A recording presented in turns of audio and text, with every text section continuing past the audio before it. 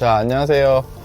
오랜만에 영상을 올리죠. 오늘은 제가 테슬라 이제 탄지 한 5개월 정도 됐는데 5개월의 후기를 알려드리도록 하겠습니다. 5개월 동안 테슬라를 5개월 동안 9,690km 5개월 동안 9,690km를 탔네요. 와, 많이 탔네요. 이 정도면. 그래서 타면서 장단점이 너무나 확실하더라고요. 그래서 장단점에 대해서 이제 뭐 남기는 것도 있지만 일단 우선은 가장 중요한 건 5개월 동안 일단 안전성의 문제. 사실은 테슬라 처음 타보면 아시겠지만 이게 테슬라에 대한 신뢰도를 올리는데 시간이 좀 걸리거든요, 사실. 왜냐면 이게 어떻게 될지 모르니까, 기계니까.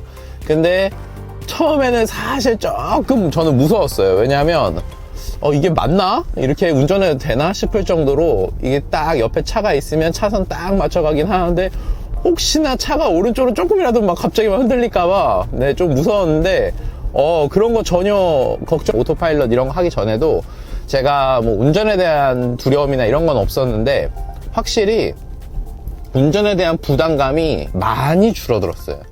자유로에서는 뭐 어김없이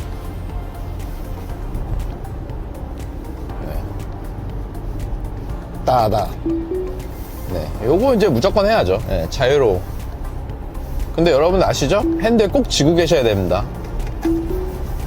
그래서 되게 운전에 대한 그런 좀 부담감이 좀 많이 떨어졌어요. 그래서 이렇게 오토파일럿 놓고 있으면 FSD 딱 켜는 순간 파란불 켜지면 요거는 이제 하고 있다는 얘기고.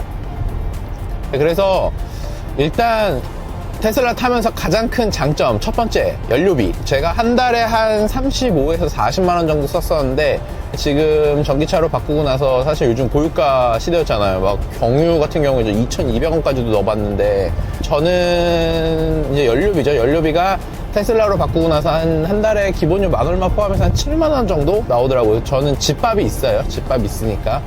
그 다음에 두 번째는 진짜 좋은 거는, 이거는 사실 뭐 어떻게 얘기할지 모르겠지만 제가 20살 때 운전면허를 따고 21살 때부터 제가 운전병이었어요. 운전병이었고 그 다음에 내 자차는 24살. 근데 이걸 왜 말씀드리냐면 제 차에 대해서 운전은 사실 뭐 실력을 어떻게 뭐 논할 수는 없지만, 운전 실력을 뭐 논할 수는 없지만 제가 그래도 운전에 대해서 두려움은 없었거든요.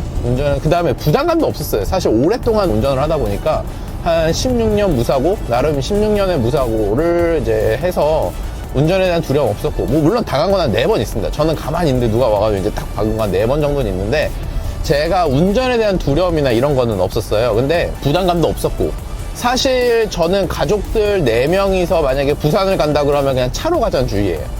KTX 타고 가서 뭐 왔다 갔다 하고 그러면 또 뭐 택시 타고 또 왔다 갔다 하는데 힘든 것보다는 집에서 그냥 차를 가져가자, 오래 걸리더라도 그냥 가자 라는 주의인데, 지금 보셨죠? 자리 바꾸는 거? 그런 주의인데 너무 좋은 건, 이걸로 바꾸고 나서 운전에 대한 부담감 더 없어졌어요.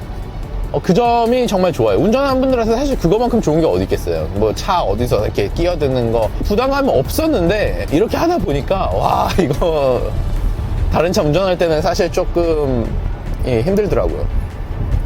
그 다음 조금 별로였던 거, 갑자기 이게 가다가 차가 갑자기 확 멈춥니다.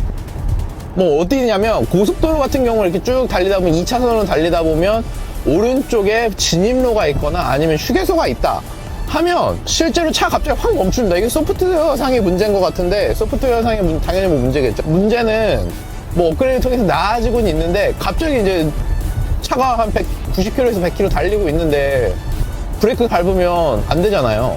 네, 그거 좀 그렇고, 그 다음에 이런 고가도로 같은 거 지날 때 이게 특정 구역이긴 한데 차가 갑자기 속력을 줄일 때가 있습니다. 그래서 테슬라 거기 사이트인지 안내서에도 나와 있는데 FSD 기능은 보조 장치이지 이걸 맹신하면 안 된다 라고 명시되어 있습니다. 그러니까 운전할 때 절대 핸들에 손 놓지 마시고 운전하셔야 되고, 그 다음에 아직 자질구레한 그 업그레이드가 좀 필요한 것들이 있어요. 지금 딱 차선 변경할 때 쫙 차선 하고 이제 들어가죠. 안정적이에요. 자질구레한 업데이트들, 뭐 예를 들면 FSD 기능을 놓고 갈 때 갑자기 와이퍼가 움직입니다. 네, 와이퍼가 갑자기 움직여요 막. 그래서 왜 그런가 봤더니 FSD 기능을 켜면 자동으로 설정이 돼요. 수동으로 할 수가 없고, 그걸 끄지도 못합니다.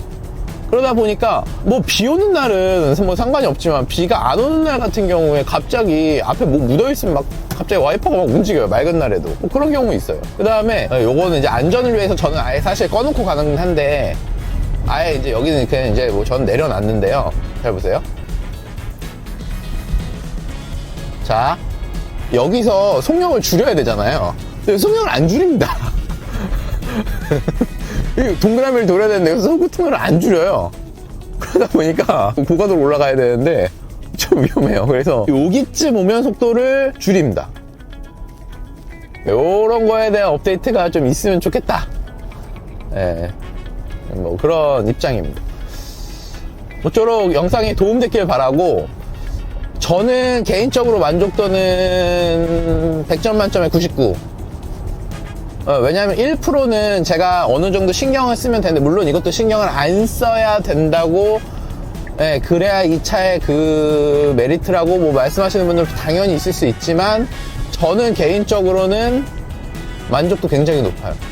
업데이트 하면 분명히 나아질 수 있을 부분이라고 저는 생각을 하기 때문에, 그 부분은 뭐 이제 좀 나아지지 않을까를 생각하고 있고, 그 팬텀 브레이크라고 하나요? 팬텀 브레이크도 사실 많이 좋아졌어요. 그래서 모쪼록 테슬라 운전하는데 여러분은 안전 운전하시고, 다시 한번 말씀드리지만 테슬라의 모든 기능들은 보조 장치이기 때문에 뭐 당연히 안 그러시겠지만 핸들에서 막 손 떼고 있고, 핸들에 손 떼면 난리 납니다. 손 붙이라고. 그러니까 꼭 운전하는데 여러분들 꼭 이론 쪽으로 활용하시기 바랍니다. 오늘 영상은 여기까지 하겠습니다.